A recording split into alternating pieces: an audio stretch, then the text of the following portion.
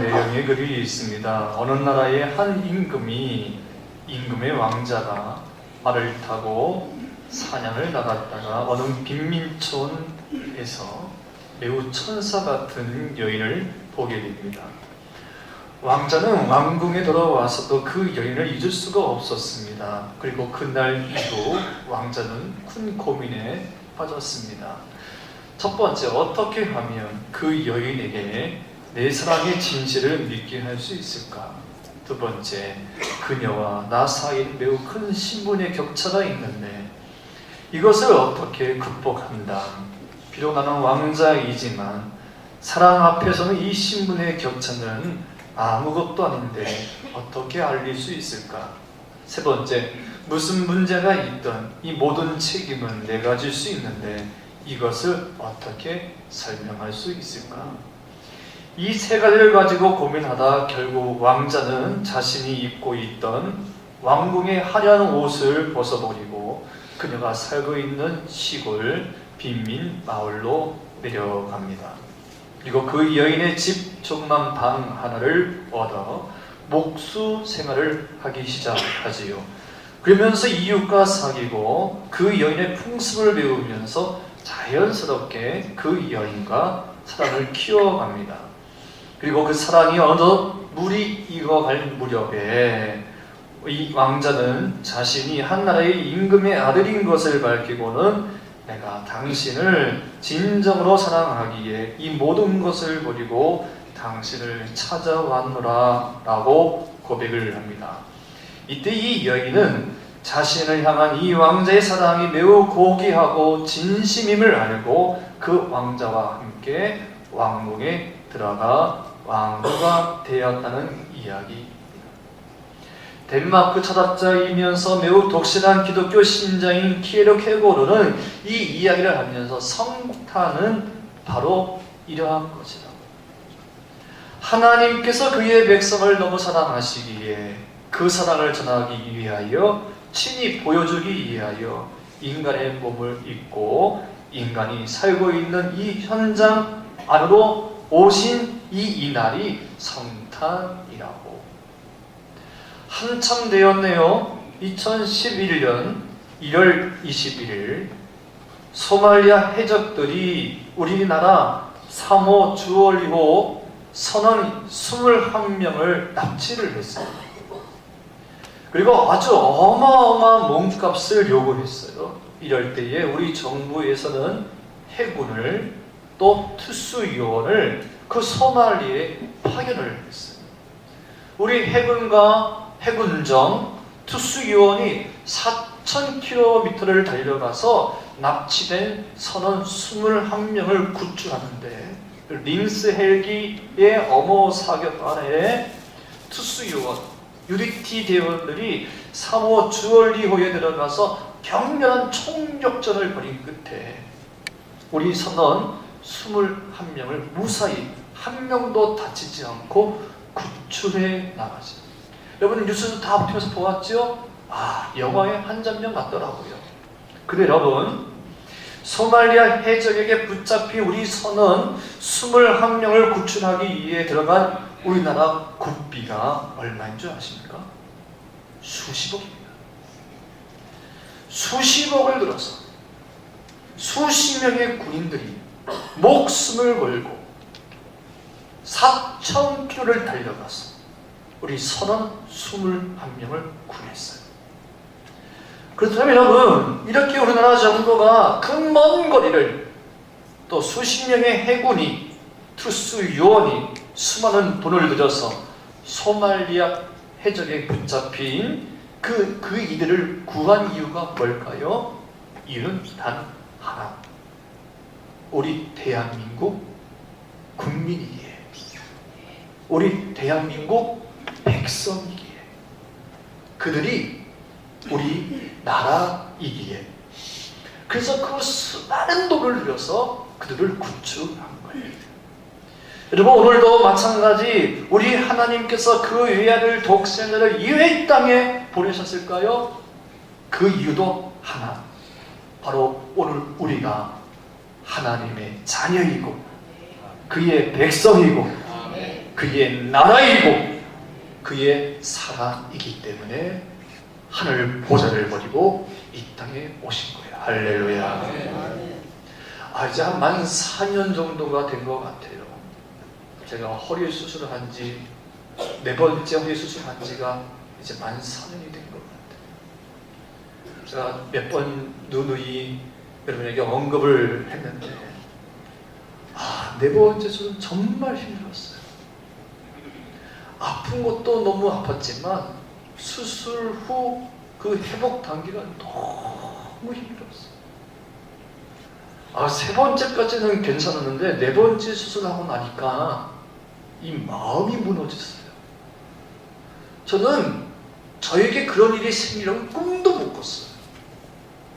그 우울증 환자들이 왜 우울증에 걸릴까? 그 이유를 알겠다.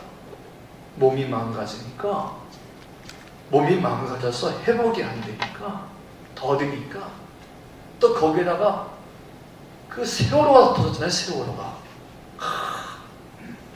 그게 이 같이 오버랩 겹치면서 이 마음의 병이 오는 거예요. 자꾸 이상한 생각을 하게 되는 거예요. 이상한 생각. 수술을 한 달 만에 제가 예배를 인도하고 새벽기도 인도하고 말씀을 증거하지만 그때뿐이에요. 마치고 집에 돌아오면 별의별 생각이 나를 막 붙잡는 거예요. 제가 이제서야 여러분한테 고백을 합니다만 너무 힘든 거야 이게. 자꾸 죽음을 생각하고 걱정과 불안, 두려움이 이 머리부터 발끝까지 붙잡혀 있는데 너무너무 힘든 거예요. 입맛도 없고 밥맛도 없고 살 의욕도 없고 살맛도 없고 두렵고 매 순간이 두렵고 견딜 수가 없는 겁니다. 그래서 여러분 제가 이 시즌 꼭 고백하지만 제가 정신과 가서 정신약도 먹었어요. 우울증약도. 한 달 먹고는 그만두고 버렸어요. 이길 수가 없는 거예요. 이길 수가 없는 거예요. 이 마음의 병이 그냥 온몸에 붙잡혀 있는데 너무너무 심리적으로 고통이 힘든 거예요. 아무리 내 마음을 내가 내 스스로 컨트롤한다 하더라도 안 되는 거예요. 이게 몸이 건강하면 그 나름대로 그 마음의 병도 이길 수 있을 텐데 이 몸도 약해지고 면역도 떨어지고 회복을 안 되고 더디니까 이 마음의 병을 이길 수 있는 힘이 없는 거예요.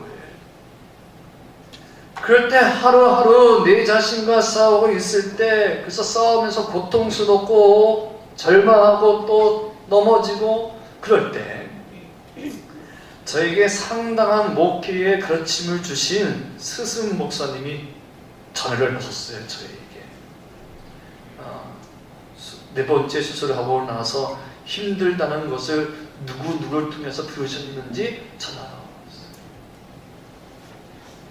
그럴 때 저도 모르게 탄식의 소리로 참았던 것을 터지면서 목사님 힘들어요. 목사님 지금 너무 힘들어요. 했어요.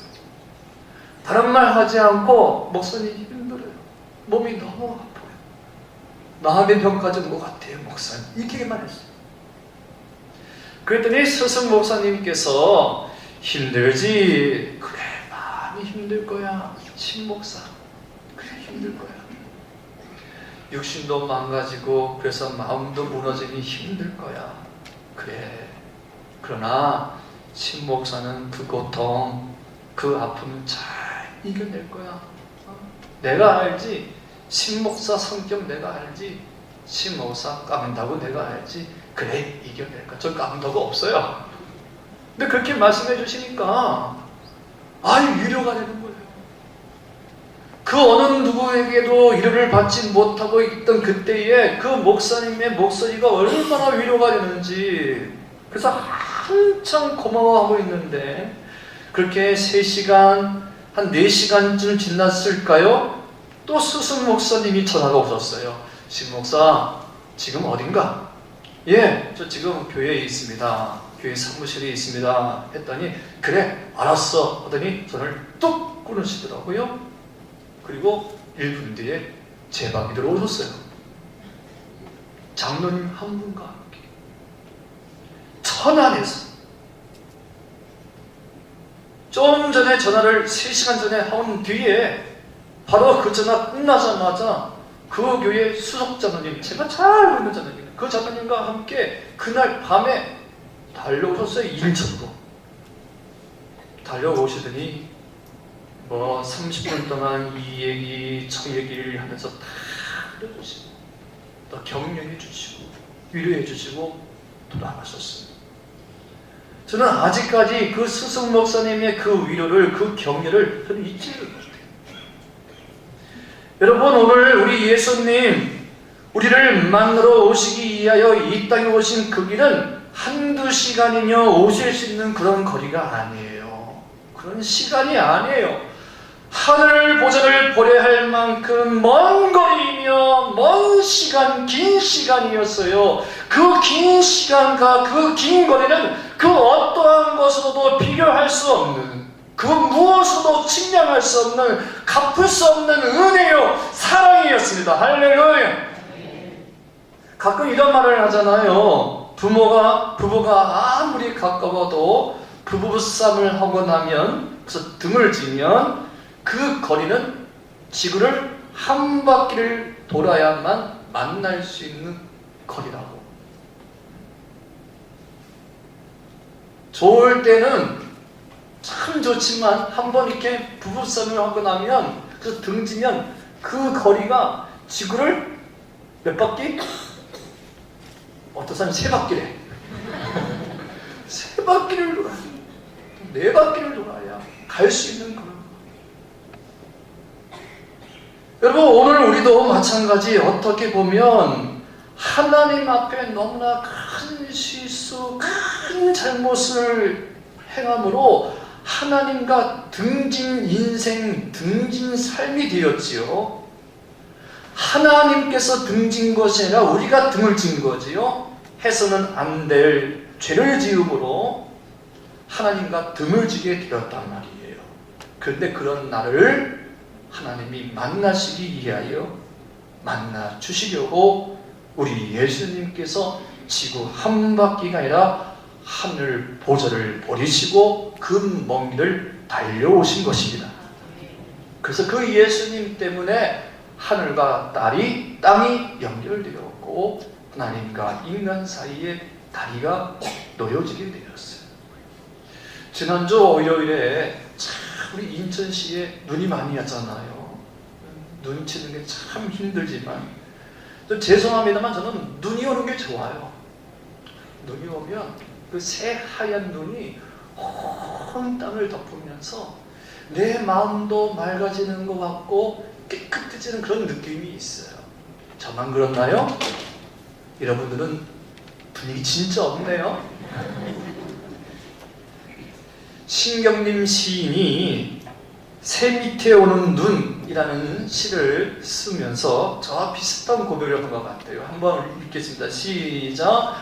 상처를 어루만지면서 등과 가슴에 묻은 얼룩을 지우면서 세상의 온갖 부끄러운 짓, 너저분한 곳을 덮으면서 깨어진 것, 금간 것을 쓰다듬으면서 파인길 골진 마당을 메우면서 온 세상을 빛을 햇살, 그 뒤에 또 시가 쭉 있는데 하얀 눈이 오면서 내 마음속에 또 내 가슴속에 얼룩진 것, 또 부끄러운 것, 너저분한 것, 깨어진 금이 간 것, 이 숱한 것이 있는데 그 하얀 눈이 덮이면서 내 마음이 깨끗하게 밝게 밝은 햇살이 비치는 것처럼 환해져라 하면서 눈이 오는 것을 예찬을 하고 있어요.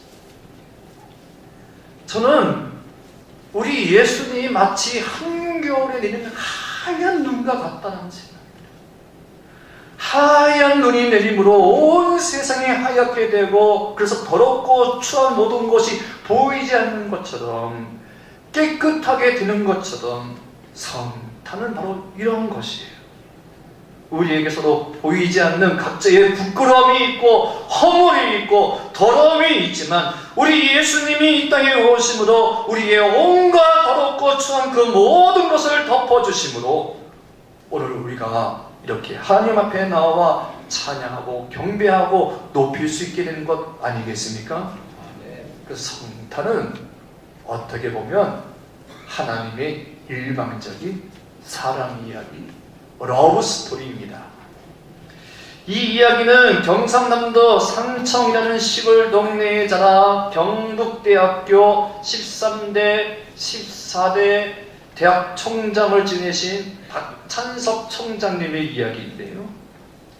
이 박찬석 총장님 아버님은 아들에게 더 좋은 환경에서 공부시키기 위해서 비록 집안은 넉넉하지 아니하지만 대구에 있는 중학교로 유학을 보내요. 여러분, 지방에서는요, 섬에서 또 시골에서 도시로 가는 걸 유학이라고 해요. 그래서 아버지가 큰 마음을 가지고 대구에 있는 중학교로 박찬석 총장님을 유학을 보냈어요. 이때마다 박찬석 총장님은 공부하는 게 싫었어요. 아버지가 대구로 유학을 보냈지만 공부하기 싫었어요. 근데 아무리 공부하기 싫다고 여러분 68명 중에 성적이 몇 등? 68등이요. 꼴등. 아이 중간고사 기말 시험을 봤는데 꼴등이란 말이죠. 이 성적표를 가지고 시골로 가야 하는데 도저히 이 성적표를 가지고 아버님을 뵐 자신이 없어요. 68명 중에 68등 꼴등. 용기가 되잖아요. 그래서 이 박찬석 총장님이 어떻게 했느냐, 68명 중에 68등을 68명 중에 위조를 해서 1등으로 바꿨어요. 너무했다. 한 20등 하지. 1등으로 위조를 해가지고 아버지께 성적표를 보여주었어요. 대구에 유학을 갔던 아들이 돌아왔다는 소식을 듣고 주변 친지들이 집에 몰려와서 앉아서는 찬석이가 공부를 잘 하더냐 하고 물었습니다. 아버지는 앞으로 더 지켜봐야지요. 어떻게 이번에 어쩌다가 1등을 했는가 봐요. 했더니 1등을 했다는 이 말의 친지들이 아이고 명순이 자네는 아들을 하나 잘 뒀네. 여기에 대구에서 1등 했으면 책거리 해야지.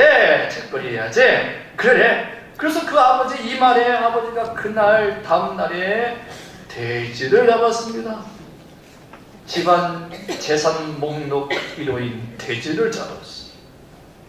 강가에서 멱을 감고 있는데 아버지가 돼지를 잡았다는 말에 아버지하고 불러보았지만 아들은 그 다음 말을 할 수가 없었어요.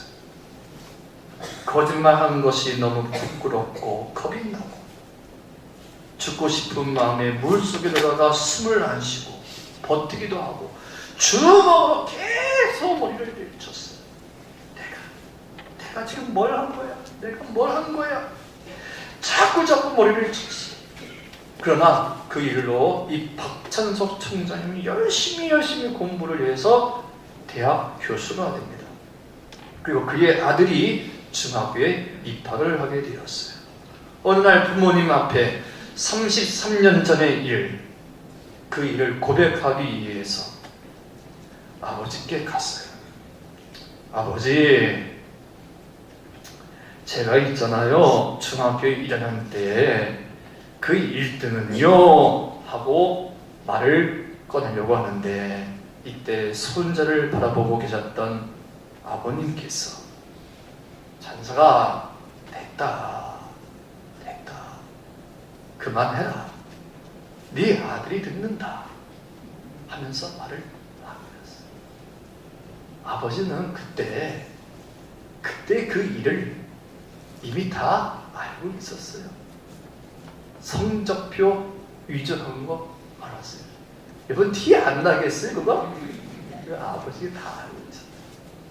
이미 다 알고 있었지만 그럼에도 불구하고 재산 1호인 돼지를 잡아 동네 잔치를 벌입니다. 여러분, 우리 주님이 오신 이 성탄은 바로 이런 거예요. 우리의 모든 죄와 허물을 덮어주시기 위하여 오신 은혜의 날입니다. 제가 성탄절만 되면 생각나는 분이 있어요. 전에 있던 교회에 청년부 사역을 했던 그 청년부 집사님이십니다. 한 번은 그 집사님과 크게 부딪혔어요. 별거 아닌 일인데 성탄절 청년부 행사를 앞두고 그냥 말다툼 한 것이 한 청년이 개입하면서 크게 다투게 되는 거예요. 그런 경우 있잖아요. 생각지 않게 이렇게 뭐가 불쑥 들어가가지고 이게 커져버리는 거. 근데 그 일로 그 다음날 설교 준비를 전혀 할 수가 없는 겁니다. 마음속의 분 때문에 설교 준비가 전혀 안 되는 거예요. 그래서 새벽 4시까지 그냥 눈 뜨고 설교 준비하면서 씨름을 하고 있는데, 여러분, 그 시간에 제 입에서 알게 모르게 찬양 한 곡이 흥얼흥얼대는 겁니다. 내가 먼저 손 내밀지 못하고, 내가 먼저 용서하지 못하고, 왜 이 찬양이 이 마음속에서 흥얼대는 거예요? 깜짝 놀랐어요. 그래서 이 찬양을 안 부르려고, 의도적으로 안 부르려고, 싸웠잖아요. 다퉈졌나요? 근데 왜 내가 먼저 손을 내밀지 못하고, 왜 먼저 내가 용서하지 못하고, 그런데 의도적으로 안 부르려고 하면 그 찬양이 계속해서 나를 지배하는 거예요. 머리부터 발끝까지. 그러다가 어쩔 수 없이 그 찬양을 따라 부르기 시작했습니다.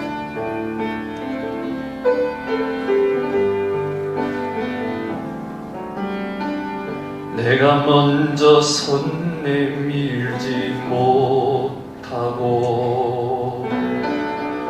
내가 먼저 용서하지 못하고, 내가 먼저 웃음 주지 못하고, 이렇게 머뭇거리고 있네. 그가 먼저 손 내밀기 원했고, 그가 먼저 용서하길 원했고, 그가 먼저 웃음 주길 원했네. 나는 어찌된 사람인가.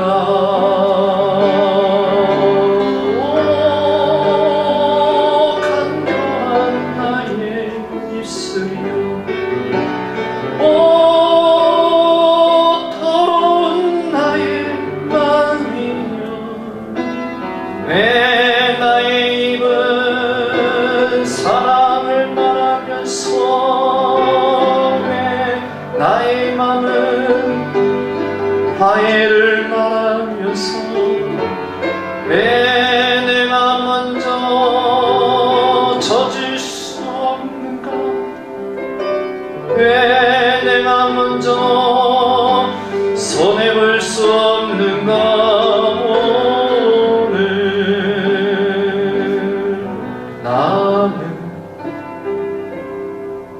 오늘 나는 주님 앞에서 몸둘 바 모르고 이렇게 흐느끼며 서 있네. 어찌할 수 없는 이 맘을 주님께 맡긴 채로, 어찌할 수 없는 이 맘을 주님께